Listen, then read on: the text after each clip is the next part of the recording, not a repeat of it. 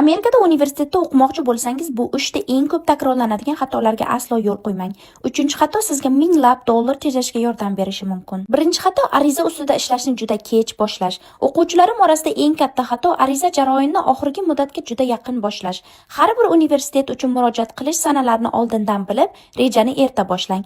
Men muddatdan kamida 6 oy oldin boshlashni maslahat beraman. O'z vaqtida topshirilgan ariza ko'proq imkoniyat yaratadi. Ikkinchi xato umumiy yozilgan shaxsiy insho. Shaxsiy inshoingizni har bir universitetga moslashtirishni unutmang. Umumiy yozilgan insho sizning arizangizni zaiflashtiradi. Har bir universitet uchun nimaga aynan o'sha joyda o'qishni xohlayotganingizni aniq yozib ko'rsating. Uchinchi xato bepul ariza topshirishni bilmaslik. Bu xato sizga minglab dollar zarar keltirishi mumkin. Ko'pchilik talabalar ariza topshirish to'lovidan qanday voz kechish mumkinligini bilmaydi. Har bir universitetga topshirish arizasi odatda 60 dollar atrofida turadi.